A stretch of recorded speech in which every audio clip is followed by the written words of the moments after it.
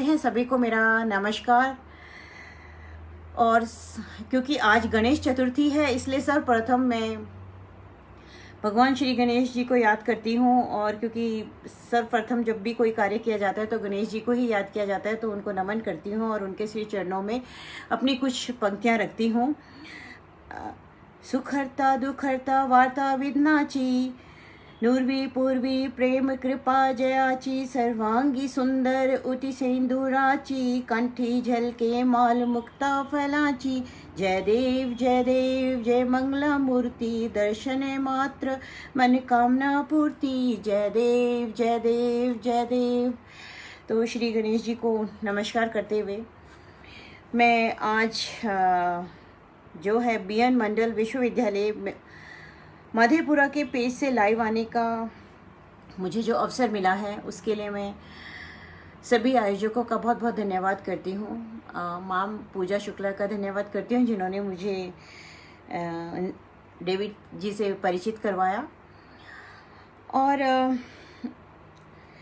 मुझे इस लायक समझा कि मैं विश्वविद्यालय के पेज पर लाइव आ सकूं। क्योंकि मैं कोई शिक्षिका नहीं हूँ और ना ही मुझ में इतना ज्ञान है, पर मैं अपने अल्प ज्ञान से यहाँ पर आई हूँ और जितना हो सकेगा मैं बताने की कोशिश करूँगी।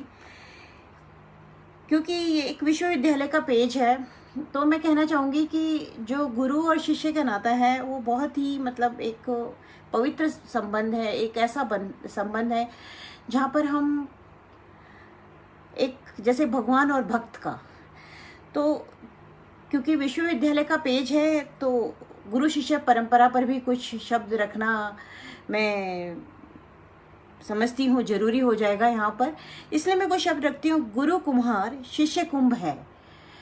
कबीरदास जी कहते हैं गुरु कुम्हार शिष्य कुंभ है, गड़ी गड़ी काड़े है खोट, अंतर हाथ सहार दे बाहर बाहे चोट। तो कहते हैं कि गुरु कुम्हार है और शिष्य घड़ा है। तो जो गुरु है वो भीतर से तो हाथ का सहारा देता है, पर बाहर से उसको बोलता रहता है कि चल भाई तू आगे बढ़ आगे बढ़ आगे बढ़। और मार मार कर जो है, मतलब मार कर मतलब मेरा मतलब ये नहीं कि फिजिकली मार कर, मतलब उनको समझा कर अपने शब्दों के तीरों से उनको बिल्कुल साथ देते हैं गुरु, और तब उनको ऐसी शिक्षा देते हैं कि वो जीवन में कदम कदम पर कामयाब हो सके। तो गुरु जो है उनका बहुत बड़ा हाथ होता है और उनके बिना ज्ञान कभी भी प्राप्त नहीं होता है। तो वो कहते हैं कबीरदास जी फिर आगे कुछ पंक्तियां कहते हैं, गुरु समान दाता नहीं याचक शीश समान, तीन लोक की संपदा सो गुरु दीन ही दान। तो गुरु के समान कोई दाता नहीं है। जो कि जो शिष्य है वो याचक है, वो हमेशा लेने की स्थिति में रहता है और गुरु हमेशा देने की स्थिति में रहते हैं। तो जो गुरु जो हमें शिक्षा देते हैं वो उस संपत्ति के समान है जो कि कभी ख़त्म ना होने वाली चीज़ है। और उस संपत्ति से बढ़कर जो है वो ज्ञान है। वो ज्ञान की ऐसी संपत्ति हमें देते हैं गुरुदान में कि जो कभी हमारे पास ख़त्म नहीं होती। जो ये धन संपदा, जो ये भौतिक साधन है, ये तो कभी भी आपके जीवन से जा सकते हैं, पर जो गुरु ने हमें जो एक शिक्षा का जो दान दिया होता है वो कभी भी हम ख़त्म नहीं होता। और वो हर कदम पर, हर जीवन के हर मोड़ पर हमारे को काफ़ी कुछ हमें संभलने का मौका देते हैं। उनके शब्द उनके आज भी हमें याद आते हैं। जब हमने स्कूल या कॉलेज में पढ़ाई की होगी तो उनके जो कहे हुए शब्द हैं वो आज भी हमें हमारे को आगे बढ़ने का मौका देते हैं। और उनके शब्दों से ही आज हमारे को संबल मिलता है और हमें हिम्मत मिलती है। हमें लगता है कि हाँ, हम कुछ जीवन में कर सकते हैं। और सबसे पहले गुरु तो शिक्षिका जो होती है हमारी माता ही होती है। तो जो उनकी ज्ञान है और जो हमारे माता पिता हमें सिखाते हैं उनसे, उनके ही कदमों पर हम, उनसे ही उंगली पकड़कर हम चलना आगे सीखते हैं। और उसके बाद हम स्कूल जाते हैं और इस तरह से मतलब हर कदम पर हमें जो शिक्षा है वो गुरु से ही मिलती है। तो गुरु से बढ़कर इस संसार में कोई नहीं है। गुरु की महिमा ही अपरंपार है। ऐसे में जब मैं अपने मुद्दे पे आती हूँ, जो मेरा विषय है जो शिक्षा संस्थान बंद हैं और ऑनलाइन क्लासेस हो रही हैं, तो बच्चे कैसे तनाव मुक्त रहें। तो मैं सबसे पहले शिक्षा की तरफ ही ध्यान दूंगी कि जो गुरु की महिमा अपरंपार है, तो ऐसे में भी उन्होंने रास्ता ढूंढा कि जब शिक्षा के साधन बंद हैं, कोरोना महामारी ने हमारे को घरों में कैद कर रखा है और हम कुछ भी ऐसा नहीं कर पा रहे हैं कि कक्षाएं दोबारा से स्कूल खोले जाएं और कुछ ऐसा किया है, तो उन्होंने एक रास्ता निकाला कि बच्चों को ऑनलाइन शिक्षा दी जाए ताकि उनका साल खराब ना हो, उनके भविष्य के जो डोर है, क्योंकि शिक्षकों के हाथ में है, तो उन्होंने ही उनके लिए रास्ता निकाला और ऑनलाइन शिक्षा का प्रबंध किया। मुझे पता है कि बहुत सारी दिक्कतें आ रही हैं ऑनलाइन शिक्षा में, पर फिर भी उन्होंने जो एक रास्ता निकाला है कि कहीं ऐसा ना हो कि बच्चे राह भटक जाएं और सारा दिन टीवी, मोबाइल, कंप्यूटर, गेम इनमें लगे रहें। इससे अच्छा है कि थोड़ी देर उनको व्यस्त रखा जाए उनकी पढ़ाई में, उनको कुछ ऐसा क्रिएटिव दिया जाए जिससे कि उनका ध्यान जो है इधर उधर ना भटके। अख्तर वसीम जी नमस्कार, पूजा मैडम धन्यवाद, सारंग तने जी धन्यवाद, डेविड जी धन्यवाद। तो मेरा कहने का मतलब है कि जो गुरु हैं वो निरंतर अपने शिष्यों के सुधार के लिए, उनकी पढ़ाई के लिए परेशान रहते हैं और कुछ ना कुछ ऐसी चीज़ें करते रहते हैं कि जिससे कि उनका शिक्षा का स्तर बेहतर हो, वो अच्छे इंसान बने, वो जीवन में कुछ कर पाएँ। और जो आज के हमारे युवा हैं उनके ऊपर तो उनके कंधों पर बहुत भार है और उन्हें तो इस देश को बहुत ऊंचाइयों तक लेके जाना है, तो उनकी पढ़ाई को कैसे रोका जा सकता है। इसीलिए ऑनलाइन कक्षाएं तो करनी ही पड़ेंगी, क्योंकि बड़े तो सोशल डिस्टेंसिंग का ध्यान रख सकते हैं, पर बच्चे अभी इतने, उनमें एक चंचलता होती है और एक चपलता होती है, तो वो शायद चाह कर भी उस सोशल डिस्टेंस को मेंटेन ना कर पाएँ जो कि बड़े कर पा रहे हैं। इसलिए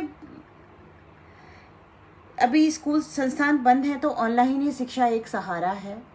मैं मानती हूँ कि कई बार छोटे बच्चों को इससे दिक्कत आती है, छोटे बच्चे इसको ठीक से पढ़ नहीं पाते हैं या कंसंट्रेट नहीं कर पाते हैं, उनको कभी कभी दिक्कतें आती हैं कि वो बहुत देर तक जो है कंटिन्यू एक स्क्रीन को नहीं देख पाते हैं, तो उनके साथ पेरेंट्स को भी बैठना पड़ता है। थोड़ी थोड़ी समस्याएं तो हर जगह हैं, पर शिक्षा का और कोई माध्यम तो है नहीं, इसलिए ऑनलाइन ही कक्षाएं होंगी।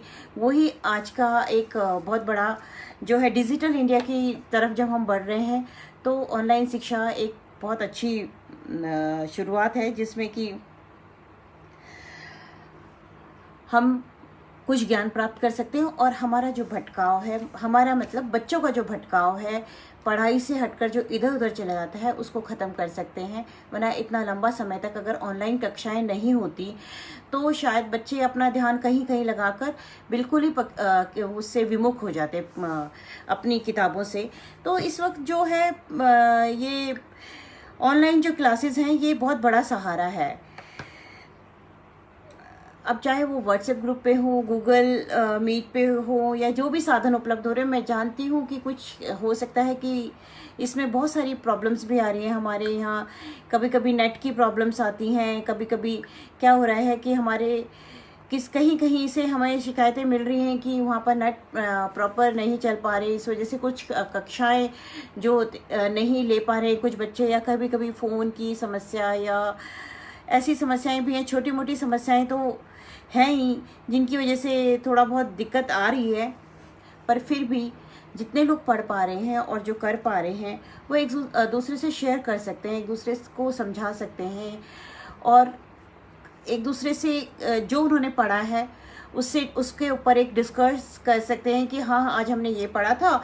तो अगर किसी दूसरे उनके दोस्त के पास या उनकी फ्रेंड के पास नहीं नेट था, तो वो एक दूसरे को शेयर करके इन चीज़ों को आपस में एक दूसरे का हाथ बटा सकते हैं, एक यही कहेंगे, या एक दूसरे को हेल्प कर सकते हैं।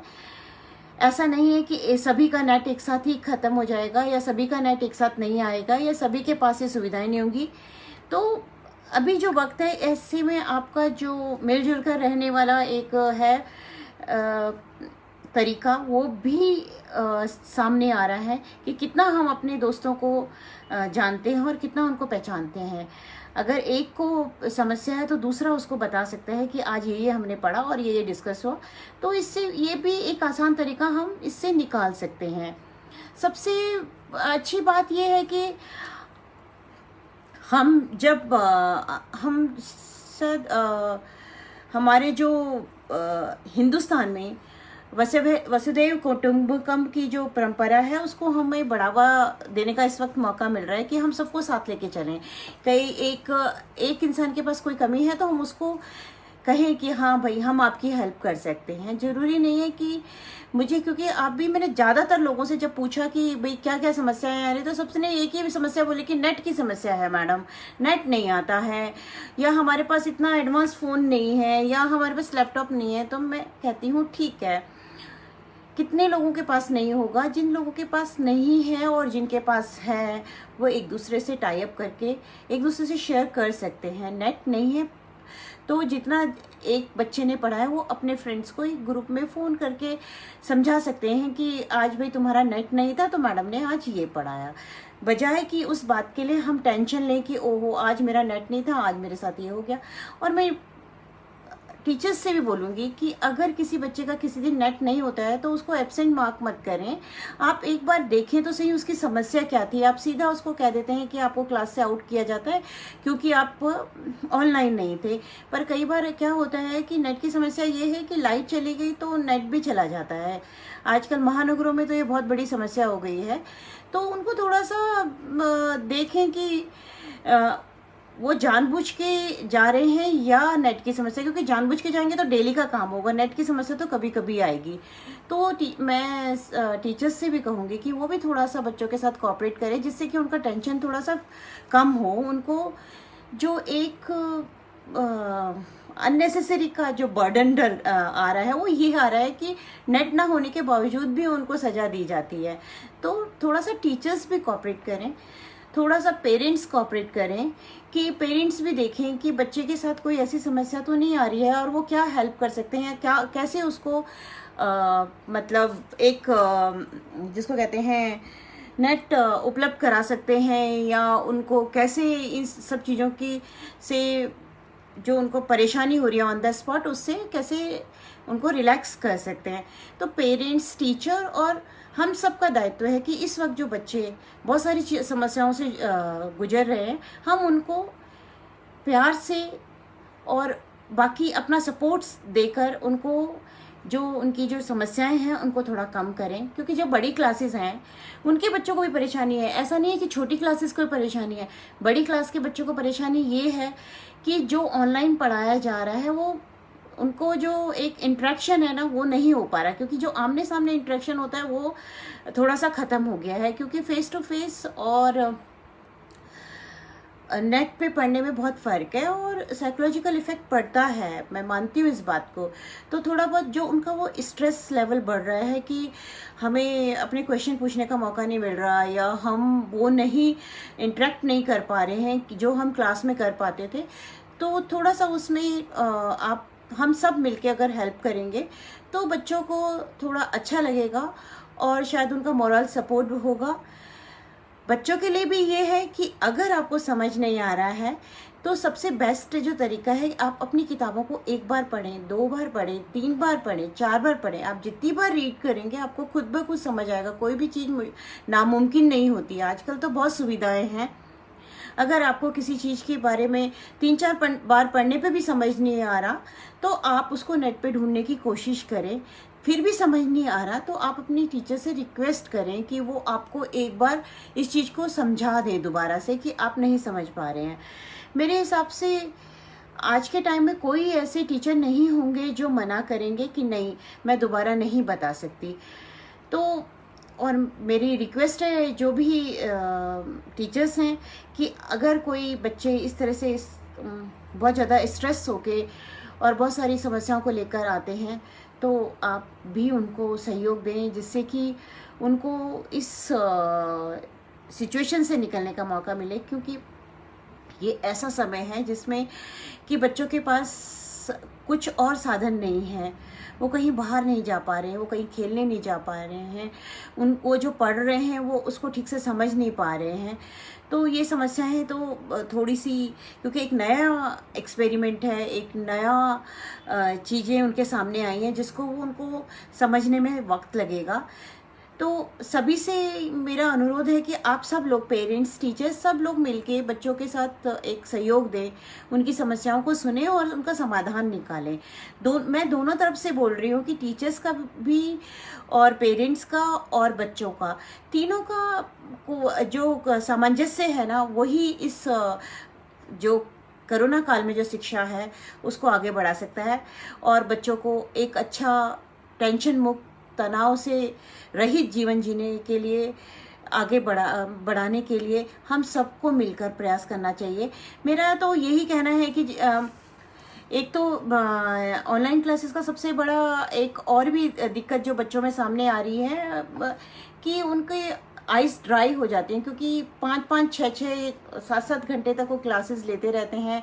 बड़ी क्लासेस के बच्चों के लिए तो काफ़ी क्लासेस हैं जो काफ़ी, हाँ राजेंद्र झा जी, मैं आपकी बात को मानती हूँ। पिछड़े क्षेत्रों में बहुत समस्याएं हैं और मैं उनको, उस बात को, आपकी बात को से सहमत हूँ।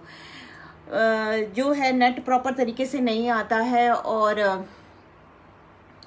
भी समस्याएं हैं और जो कि कई बार बड़ा रूप लेकर वही तनाव का कारण बन जाती हैं। पर उसकी तरफ भी हमें थोड़ा थोड़ा ध्यान देना चाहिए और अगर हम जो भी जिसकी मदद कर सकते हैं, थोड़ी थोड़ी मदद हम सबको करनी चाहिए। जितना हमसे हो सकता है हम एक दूसरे का सहयोग करेंगे तो ये छोटी छोटी समस्याएं अपने आप खत्म हो जाएंगी। बच्चों के साथ जो मैंने अभी जो बोल रही थी लास्ट में कि जो ड्राई आइज का जो एक बहुत बड़ा समस्या सामने आई है कि जो बड़ी क्लासेस है, जैसे जो 12th और 10th के बच्चे हैं जिनका बोर्ड हैं, उनको ठीक से समझ नहीं आ रहा कि उनको कितना पढ़ना है और कैसे पढ़ना है। तो वो हर वक्त अपना कंप्यूटर पे आंखें गड़ाए बैठे रहते हैं। उनका प्रोजेक्ट वर्क भी होते हैं और बहुत सारी चीज़ें होती हैं। मेरी खुद की बेटी 12th में, मैं उसको देखती रहती हूँ, हर वक्त उसके पास बहुत लंबा चौड़ा एक प्रोजेक्ट वर्क होता है। तो उनको थोड़ी ड्राई आइज़ की प्रॉब्लम भी आ रही है। तो उन बच्चों को मैं कहूँगी कि वो थोड़ी थोड़ी देर के बाद अपनी जो आँखों को पानी से के छींटे मारें और थोड़ी देर आँखों को बंद करके 5 से 7 मिनट तक रिलैक्स होके ऐसे चेयर पे या जहाँ पर भी वो अपने पीछे सर को टेक लगा के 5 से 7 मिनट अगर वो रिलैक्स करके दोबारा पढ़ाई शुरू करेंगे तो उनको ये सब चीज़ें नहीं होंगी। बच्चे कभी सोचते हैं कि हमारे को ये क्या एक्स्ट्रा बर्डन मिल गया, तो ये एक्स्ट्रा बर्डन नहीं है। मैं बच्चों के लिए कहना चाहूँगी कि अभी अगर स्कूल खुल जाते हैं तो उससे ज़्यादा मुश्किल टाइम आएगा, क्योंकि इतना हम लोग बड़े ही नहीं, इतना डिस्टेंस मेंटेन कर पा रहे हैं। हम ऑफिसेज जाते हैं और एक थोड़ी देर के लिए कभी कभी भूल भी जाते हैं कि हमें कितने दूरी पे बैठना है। तो बच्चे ही हैं, इसलिए अभी जब तक कोई निर्णय नहीं आ जाता, आप ऑनलाइन क्लासेस का आनंद लेके पढ़ें। थोड़ी थोड़ी देर रिलैक्स हों। जो भी आपको 10 मिनट्स का ब्रेक मिलता है उसमें आंखों को रिलैक्स करें, कुछ और दूसरा काम ना करें। और उसके बाद जब आपका नेक्स्ट पीरियड होगा तो आप देखेंगे आपको कितना आराम मिलता है। इसके अलावा अगर आपको लगता है कि ऑनलाइन क्लासेस से आपको दिक्कतें आ रही हैं तो मैंने पहले भी बोला कि अपनी किताबों को पढ़ें। वो किताबें जो हम फिजिकल पढ़ते हैं वो, उसको पढ़ने में एक अलग ही आनंद आता है और वो जो है अपने आप हमें बहुत कुछ समझा जाती है। एक बार समझ नहीं आएगा, 2 बार समझ नहीं आएगा, तीसरी बार आपको पक्का समझ आएगा। और फिर भी नहीं आता है तो अपने पेरेंट्स की हेल्प लीजिए, और पेरेंट्स नहीं बता रहे हैं तो फ्रेंड्स की हेल्प ले सकते हैं, या किसी जो भी आपके रिलेटिव्स में हैं जो आपको समझा सकते हैं, आप फ़ोन करके उनकी हेल्प ले सकते हैं। और ऐसा मेरे को नहीं लग रहा कि इस वक्त कोई भी ऐसा होगा जो कि एक दूसरे की मदद नहीं कर रहा होगा। ये जो बेसिक्स प्रॉब्लम है नेट वगैरह की, ये तो इनके लिए तो थोड़ा सा दिक्कत है ही, इनके लिए टेंशन लेने की ज़रूरत नहीं है। बस सिर्फ है कि आप अपना आपसी तालमेल, अपने टीचर्स और अपना तालमेल ठीक रखें, उनको बता दें कि आपके साथ क्या क्या समस्याएं आ रही हैं। पेरेंट्स भी बता सकते हैं, पेरेंट्स तो सामने ही बैठे होते हैं। अगर उनको लगता है कि बच्चे के साथ कोई दिक्कत आ रही है तो वो भी टीचर्स से बात कर सकते हैं कि उनकी वजह से बच्चा नहीं कुछ कर रहा है, नेटवर्क की वजह से प्रॉब्लम आ रही है, या बच्चे इसलिए भी जो है परेशान हो रहे हैं कि ये क्या एक नया झमेला मोल ले लिया कि हमारे को 24 घंटे नेट के सामने बैठना पड़ रहा है, तो मैं फिर कहूँगी कि ये वक्त ऐसा है कि इस थोड़ा थोड़ा सबको एडजस्ट करना पड़ेगा। पेरेंट्स की बहुत बड़ी भूमिका होती है कि वो अपने बच्चों को धीरे धीरे समझाएं कि ये बहुत मुश्किल वक्त है, और कभी कभी ऐसा भी वक्त आता है, तो हमें किस तरह से आराम से काम होके इन चीज़ों को ये इस टाइम को निकालना है। और ये वक्त भी निकल जाएगा, ऐसा तो नहीं है कि ये वक्त नहीं निकलेगा और ऐसा ही रहेगा। अच्छे दिन भी आएंगे, ऐसी कोई समस्या नहीं है। कई बार ऐसा होता है कि ऑनलाइन क्लासेस और ज़्यादा कंप्यूटर में बैठने से बच्चों को ये भी समस्या आ रही है कि वो अपना क्या करते हैं, लैपटॉप से कॉपी पेस्ट किया और उसको रख दिया, तो उनके जो धीरे धीरे करके याददाश्त खत्म हो जाती है। जैसे कि हम पहले नंबर हमें याद रहते थे, और अब मोबाइल आने से हमें नंबर याद नहीं रहते, क्योंकि हमारे पास एक क्या होता है कि हमारे को, हम लोग ह्यूमन बीइंग हैं, तो हमें जैसे जैसे आराम मिलते रहते हैं, हम वैसे वैसे ना चीज़ों को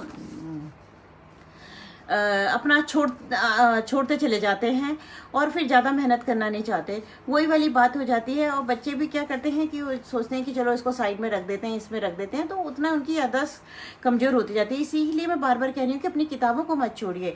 जो किताबें हैं आपकी पहली दोस्त हैं, सच्चा दोस्त आपकी किताबें ही हैं, इसलिए किताबें कभी मत छोड़िए। आप किताबों को लगातार पढ़ते रहिए, लगातार पढ़ते रहिए।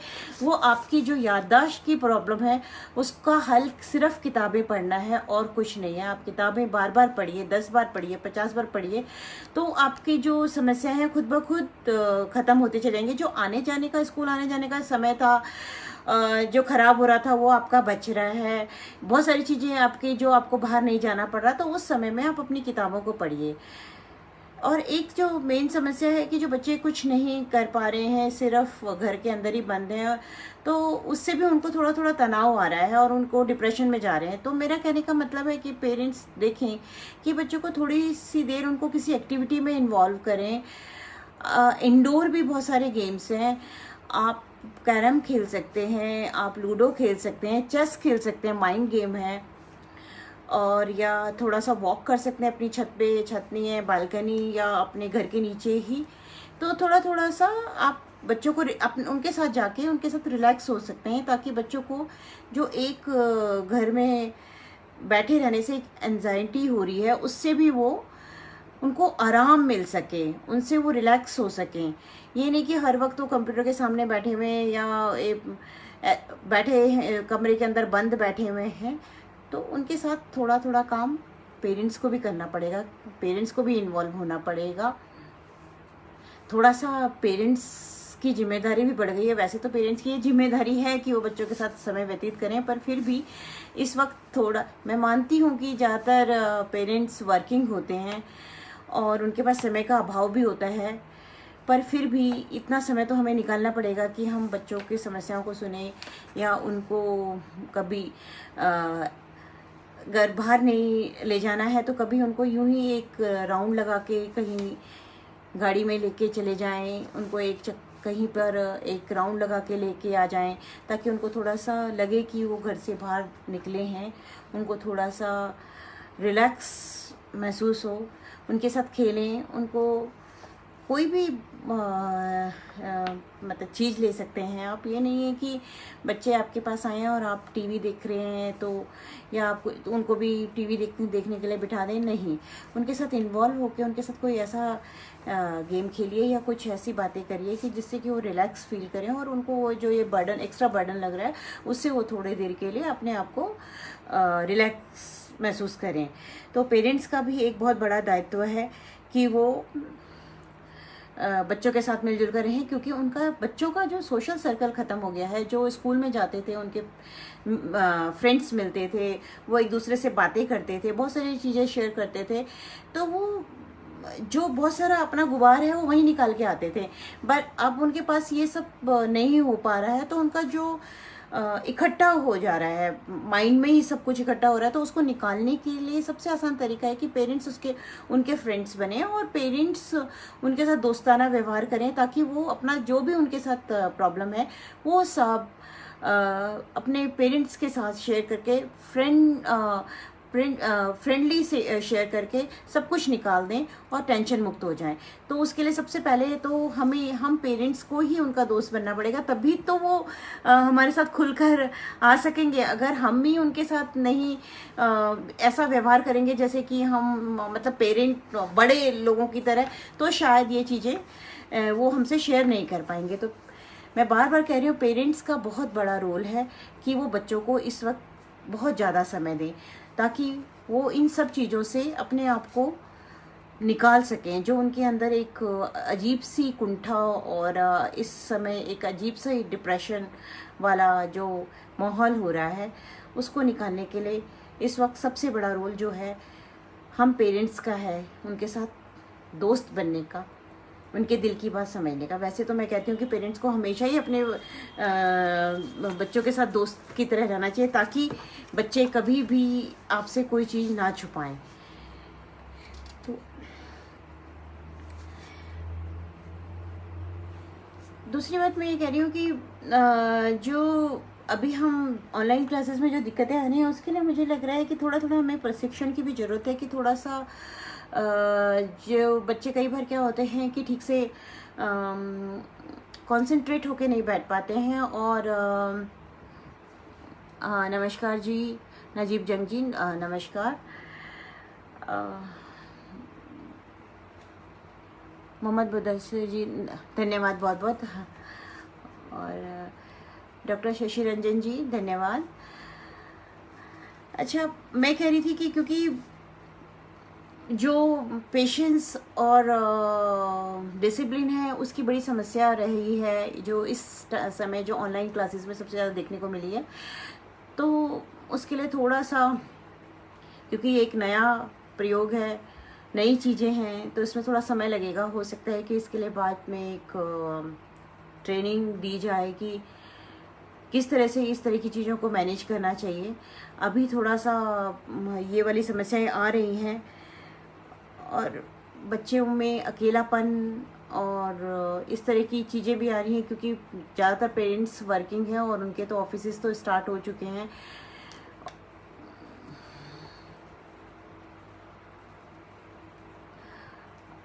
सत्र पर भी ध्यान दें, सत्र टाइम पर करवाएं। हाँ, ये भी है। आप पर मेरे ख्याल से सिलेबस तो साथ के साथ ही पूरा हो रहा है नजीब जी, क्योंकि अभी तक जो मैंने जितने लोगों से बात की है, उन लोगों ने तो यही कहा है कि सिलेबस टाइम से ही पूरा हो रहा है। सिलेबस शायद कुछ कम भी करा है।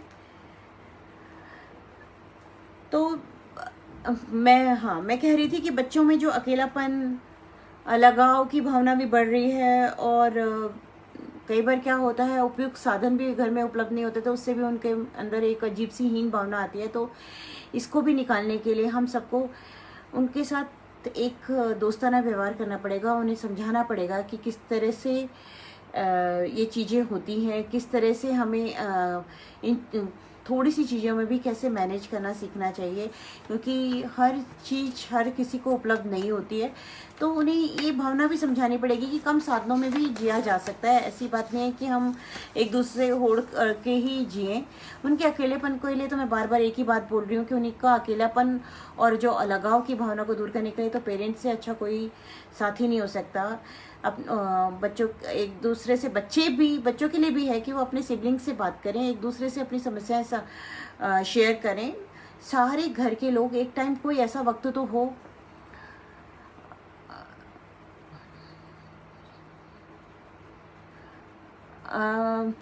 रूपा जी, मैं टीचर नहीं हूँ, मुझे इतना पता नहीं है कि एडमिशन कब से होगा। एडमिशन के बारे में मुझे कोई नॉलेज नहीं है। मैं तो सिर्फ ऑनलाइन क्लासेस के बारे में सिर्फ अपना एक्सपीरियंस शेयर कर रही हूँ। Thank you so much.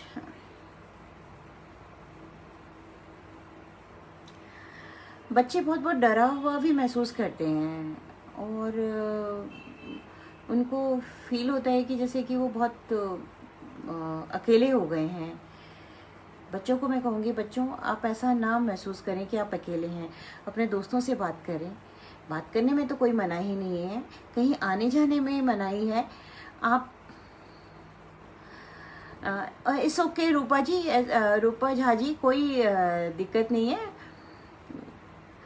और तो आप लोग अपने दोस्तों से बात कर सकते हैं, या आप बच्चों के लिए है कि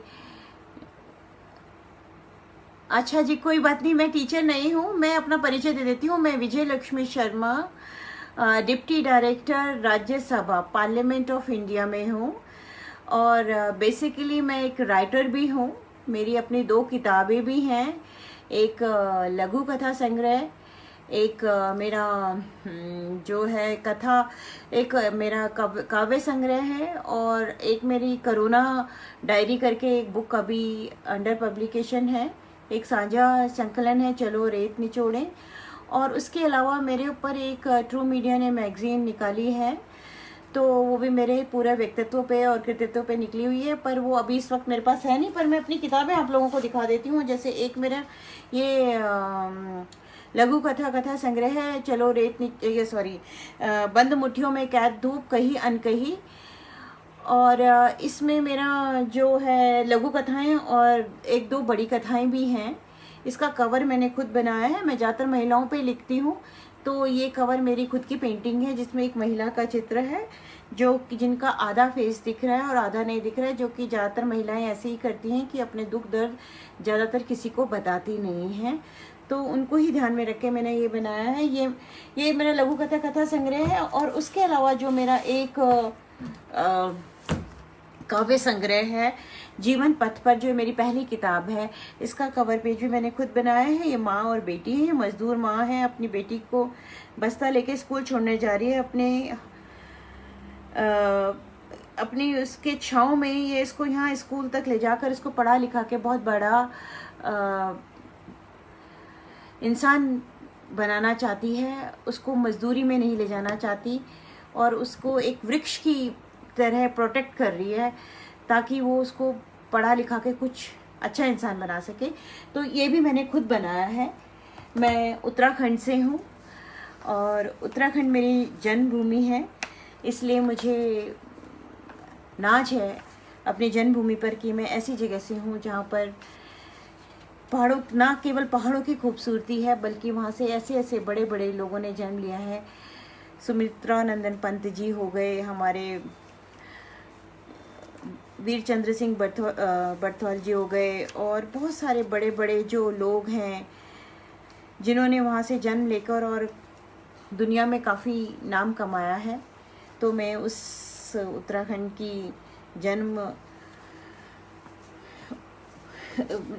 की भूमि में मेरा जन्म हुआ है, और मैं टीचर नहीं हूँ, मैंने आपको बता दिया।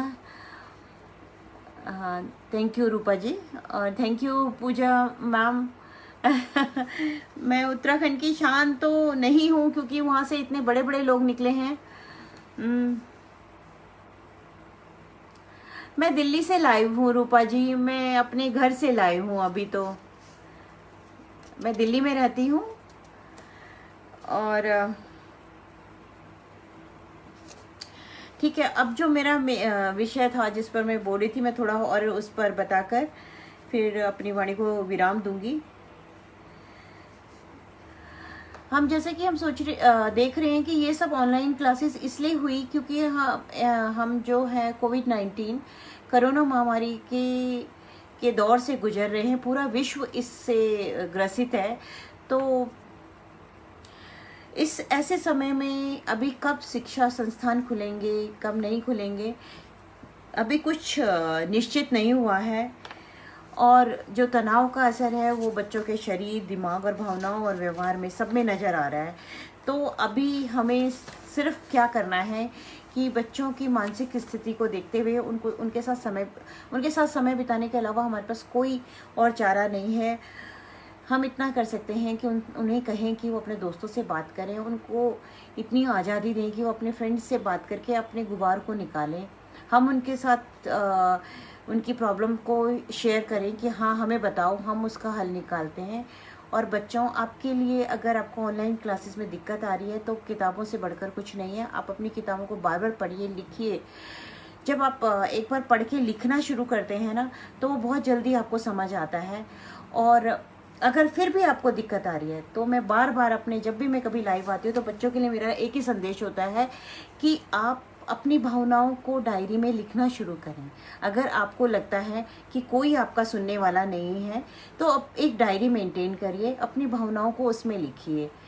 आपको लगेगा कि हमने किसी को बता दिया और आपको बड़ी तसल्ली होगी, बड़ी शांति, आपके मन को बड़ी शांति मिलेगी। आप कंसंट्रेट नहीं कर पा रहे हैं तो एक पेंटिंग बनाइए। मैं ये नहीं कह रही कि आप बहुत बड़े पेंटर बन जाइए, आप स्केच बनाइए, आड़ी तिरछी रेखाएं खींचिए, आप कुछ भी बनाइए, चिड़िया बनाइए, आप ट्रायंगल बनाइए, स्क्वायर बनाइए, मतलब बहुत बड़े पेंटर बनने की ज़रूरत नहीं है, पर आप कॉन्सेंट्रेट होके आप ये सोच के बनाइए कि मुझे आज ये बनाना है। तो आप डेफिनेटली देखेंगे कि आपको बहुत शांति मिलेगी। आप थोड़ी देर के लिए योगा करें और देखें आपकी सांस किस तरह से आ जा रही है। आपको जब आप कंसंट्रेट करेंगे किसी चीज़ को तो आपका जो आधा टेंशन है वैसे ही खराब हो जाएगा, वैसे ही आपका ख़त्म हो जाएगा और आप बहुत रिलैक्स फील करेंगे। सुबह सुबह उठिए, थोड़ी देर के लिए योगा करिए, थोड़ा अपने आप को रिलैक्स करिए, थोड़ा सा आँखों को आराम दीजिए, तो जो आपके साथ ये जितनी समस्याएं आ रही हैं वो सब खत्म हो जाएंगे। डायरी को अपना दोस्त बनाइए, डायरी लिखिए। बहुत अच्छा लगता है जब आप अपनी भावनाओं को डायरी में लिख देते हैं तो आपको रिलैक्स फील होता है, आपको लगता है कि हाँ आपने अपनी समस्या को कहीं पर रख दिया है। तो ये बहुत अच्छा उपाय है कि आप डायरी लिखें। पेंटिंग मैंने बता ही दिया आपको। पेंटिंग का मतलब है कि स्केच करिए, कुछ भी ऐसा ड्राइंग करिए कि आप पूरे तरह से उसमें डूब जाएं, तो आपको अपने आप रिलैक्स फील होगा। कुछ देर के लिए आप अपने आप को अपने पेरेंट्स के हवाले कर दें और उनकी बातें सुने। कुछ भी बात करें उनसे, अगर वो आपसे बात नहीं करें आप ज़बरदस्ती जाइए कि नहीं मुझे बात करनी है, आप सब काम छोड़ के मुझसे बात करिए। आपको अपने आप रिलैक्स फील होगा, क्योंकि जो माता पिता है ना वो अपने आप में ही पूर्ण है, आपके अच्छे दोस्त हैं। उनको अच्छा दोस्त मान के आप उनसे शेयर करेंगे तो वो ज़रूर आपकी बात सुनेंगे और आप भी बहुत रिलैक्स महसूस करेंगे। जो बच्चों में एक चिड़चिड़ापन और एक गुस्सा और एक डर जो है वो सिर्फ इसलिए है क्योंकि हम नमस्कार रश्मि जी, नमस्कार। वो सिर्फ इसका एक ही रीज़न है कि वो एक ही तरह की चीज़ों से बोर हो गए हैं, क्योंकि ऑनलाइन क्लासेस में आप अपने फ्रेंड्स के साथ इंटरेक्शन नहीं कर सकते, केवल टीचर्स की बात सुनेंगे, पीरियड ख़त्म होगा, ख़त्म। तो वो जो उनको एक नया माहौल मिला है जिसमें वो बीच में जब उनको ब्रेक मिलता था तो उस टाइम वो एक दूसरे से कुछ शेयर करते थे, या कोई चीज़ उनको बुरी लगी होती थी टीचर्स की तो वो उस टाइम में उसको निकाल के ख़त्म कर देते थे। बट अभी क्या हो रहा है कि वो निकल नहीं रहा, वो जमता जा रहा है। तो जब वो जमता जा रहा है तो एक चिड़चिड़ापन और खालीपन सा आपके अंदर एक वैक्यूम घर करता जा रहा है। तो उसको ख़त्म करने के लिए सबसे अच्छा तरीका है कि हम पेरेंट्स उनका साथ दें और उनके उस वैक्यूम को ख़त्म करें, उनके दोस्त बन जाएं।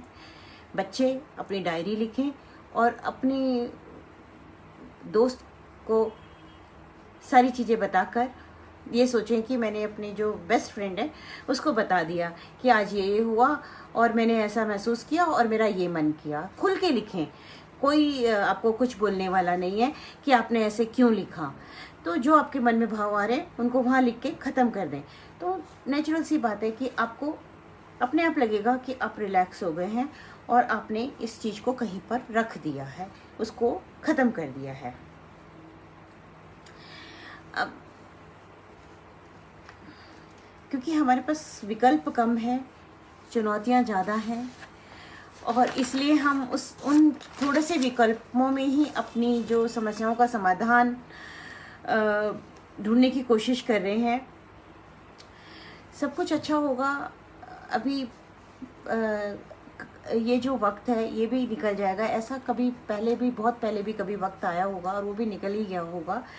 तो हमारा सबसे अच्छा यहाँ पर ये वक्त हमें ये सिखा के जा रहा है कि हम अपने रिश्तों को मजबूत करें, एक दूसरे की जो हमारे एक दूसरे के साथ जो बॉन्डिंग है ना उसको मजबूत करें, ताकि कभी हमें याद करना पड़े तो हम ये याद करें कि जो हम नॉर्मल समय में अपने आपस में अपने रिश्तों को समय नहीं दे पाए थे वो हम इस समय दे पाए हैं। जो हमने भागदौड़ की करते करते अपने बच्चों को समय नहीं दिया, वो हम इस समय दे पा रहे हैं। और इस समय हम उनको अगर थोड़ा अच्छा सा प्यार दुलार दे पाएँ तो ये वक्त हमारे लिए एक अच्छा वक्त बन के निकल के आएगा, मतलब जिसको हम हमेशा याद रखेंगे कि इस वक्त ने हमें एक किया था, हमारी भागदौड़ की ज़िंदगी से हमें थोड़ा सा समय ऐसा रिलैक्स करने के लिए दिया था जिसमें कि हम अपने बच्चों के साथ भी समय व्यतीत कर सकें। तो हम एक दूसरे का सहारा बन जाएंगे, जो अकेलापन है अपने आप ख़त्म हो जाएगा। और जो डिप्रेशन और ये सारी चीज़ें जितनी भी हैं, इनकी जड़ी यही है कि जब हम किसी से शेयर नहीं करते। वो हम कहते हैं ना, शेयरिंग इज़ केयरिंग, तो वही वाली बात है। जब आप शेयर करेंगे तो केयर अपने आप होगी। तो आप शेयर करें, शेयर करना सीखें एक दूसरे से। पेरेंट्स भी बच्चों से शेयर कर सकते हैं और वो भी अपना रिलैक्स हो सकते हैं। तो बहुत सारी चीज़ें होती हैं। हम बजाय कि एक दूसरे पर चीखम चिल्ली करें और चिल्लाएं डांटें, हम उससे अच्छा है कि हम एक हेल्दी डिस्कशन करें और उसमें रखें कि हाँ, किसकी क्या समस्या है, उस पर ही हम चर्चा करेंगे। जब सबसे एक डिप्रेशन कब आता है, जब हम ना बहुत अंधेरे में बैठे होते हैं और हम ऐसी जगह बैठे होते हैं जहाँ पर कि हमें लगता है कि यार यहाँ से हमें कुछ नहीं दिख रहा, ना सूरज दिख रहा है ना रोशनी दिख रहा है। तो कोशिश करें कि आप थोड़ी देर के लिए चाहे छत पे जाएं, चाहे बालकनी में जाएं, चाहे नीचे जाएं। मैं पहले भी बता चुकी हूँ कि थोड़ी देर के लिए आप जाएं, मास्क लगाएं, सैनिटाइज़र हाथ में रखें और थोड़ा सा वॉक करें। अब बहुत दूर नहीं, अपने घर मैं कह रही हूँ घर के आसपास ही। तो जब हम कोई रोशनी देखते हैं या 2-4 और लोगों को देखते हैं तो हम बड़ा रिलैक्स फील करते हैं। तो आप थोड़ा थोड़ा अपने आप को रिलैक्स फील करने के लिए कमरे में ही बंद मत रहें, थोड़ा थोड़ा बाहर निकलें। बाहर निकले का मतलब ये नहीं कि आप बिल्कुल सारी चीज़ें तोड़ के और सारे नियमों का उल्लंघन करके सड़क पे घूमने लग जाएं। नहीं, छत, बालकनी या अपने घर के आसपास अपने बगीचे में टहलें और रिलैक्स फील करें। खासकर सुबह सुबह जब सूरज उगता है तब आप थोड़ी देर के लिए अगर अपनी खिड़की से ही झांक के देखेंगे तो आपको बहुत अच्छा महसूस होगा और आपका जो तनाव है वो बिल्कुल नहीं रहेगा।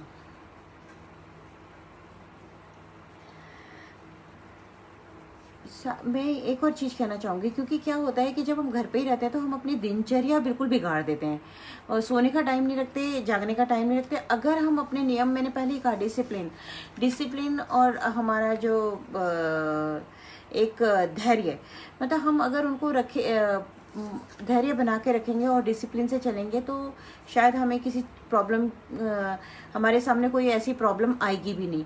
तो मेरा कहने का मतलब ये है कि आप सोने, जागने, खाने पीने सबका समय जो आपका नॉर्मल रूटीन बंधा हुआ था उसी तरह से बांधे। ये नहीं कि घर पे हैं तो चलो कोई बात नहीं, देर से उठ के भी खा लिया, रात को देर से सो गए, सुबह देर से उठ गए। तो इन चीज़ों से भी जो है आपका जो रूटीन समस्याएँ आती हैं और जिससे कि आगे आपको काफ़ी प्रॉब्लम्स का सामना करना पड़ता है। तो अपनी भावनाओं को जाहिर जरूर करें, उदास ना रहें और हर किसी के अपने पेरेंट्स से, अपने दोस्तों से, किसी से भी फ़ोन करके शेयरिंग ज़रूर करें। सबसे मेन काम है शेयरिंग करना, पेरेंट्स को दोस्त समझना और पेरेंट्स को बच्चों को दोस्त समझना, एक दूसरे से अपनी बातों को शेयर करना, डिसिप्लिन से रहना, धैर्य से काम लेना। और अगर आपको बहुत ज़्यादा स्ट्रेस होता है तो थोड़ी थोड़ी देर बाद अपनी आँखों को पे छींटे मारें और अपने आप को रिलैक्स महसूस करें थोड़ी देर के लिए। परिवार के साथ तो समय बिताना ही बिताना है और जो शिक्षा है वो तो अपने मूल में ही समाजीकरण की एक प्रक्रिया है और जब जब समाज का स्वरूप बदलेगा तो शिक्षा का स्वरूप भी बदलेगा। तो ये एक जो है निरंतर जो एक चेंजेस आ रहे हैं। हो सकता है कि कल को ऑनलाइन ही शिक्षा का स्वरूप हो, कुछ कह नहीं सकते, पर इस बदलाव के लिए भी हमें तैयार रहना चाहिए क्योंकि जो परिवर्तन जो है वो प्रकृति का नियम है, और जब परिवर्तन आते हैं तो कुछ ना कुछ अच्छा ही होता है। तो मेरा कहने का मतलब है कि परिवर्तन के लिए आप हमेशा तैयार रहें। हालांकि डिजिटल जो है की होड़ बहुत अच्छी भी नहीं है, पर फिर भी मैं कहूँगी कि समय के साथ हमें बहुत कुछ बदलना पड़ता है और बहुत सारी चीज़ों पे ध्यान देना पड़ता है। तो आप सब लोगों से मैं यही कहना चाहूँगी अंत में कि आप सब लोग रिलैक्स रहें। एक ऐसा वक्त है जिसमें हम सबको एक दूसरे का हाथ पकड़ के चलना है। हाथ पकड़ के मतलब ये नहीं फिजिकली हाथ पकड़ के, मतलब ये समझना है कि हम एक दूसरे के साथ हैं। अपनी भावनाओं को थोड़ा सा कंट्रोल करें, थोड़ा योगा प्राणायाम करें, अच्छा संगीत सुने। अच्छा, मैं एक चीज़ बोलना भूल गई, आप डायरी लिखें, अच्छा संगीत सुने, कुछ ना कुछ पेंटिंग करें, अपने पेरेंट्स से शेयर करें, अपनी आँखों को रिलैक्स करें, अपनी बुक्स को पढ़ें। आप थोड़ा सा जब सूरज उगे तो आप बाहर अपने खिड़की से झांके, बालकनी से, छत से थोड़ा थोड़ा सा अपने आप को उस कमरे से बाहर निकालें जिसमें आप अपने आप को रखते हैं। अपने एक कोजी कॉर्नर से थोड़ा सा बाहर निकलें और अपने आप को रिलैक्स करें। अब जितना हो सके चलें, अपने कमरे में ही चलें, ऐसा कुछ नहीं है।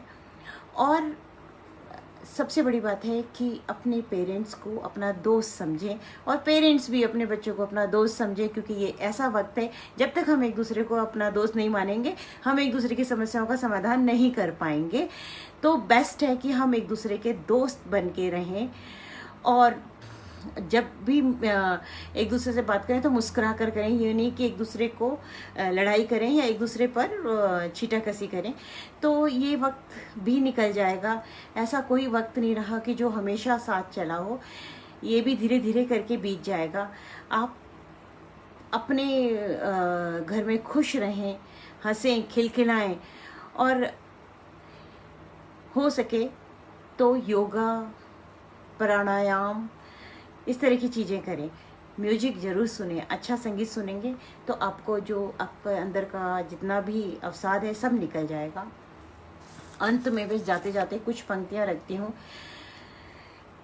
तख्तियों की लिखावट में खो गई जिंदगी कहीं, लगता है डिजिटल की होड़ में कलम गुम हो गई कहीं।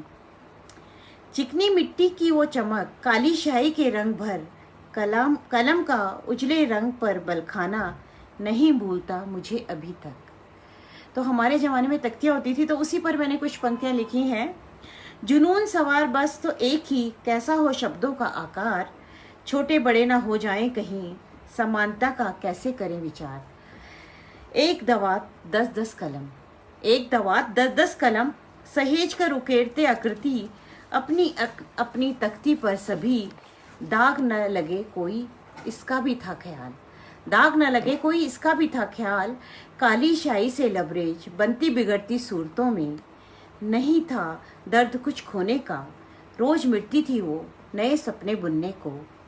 अब लिखते हैं कुछ तो बन जाता है जी का जंजाल, यहाँ मिटती नहीं रेखाएं, यहाँ अब बस सपने टूटते रोज। मिटाते लिखते थे कभी, चाह थी सुंदर लिखने की, अब खुद ही मिटते जाते लिखने की चाह ना कोई, ढूंढते तलाशते रोज।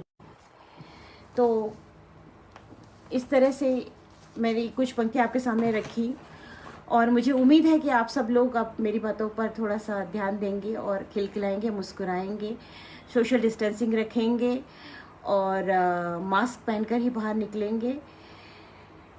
आज के लिए बस इतना ही। बहुत बहुत धन्यवाद।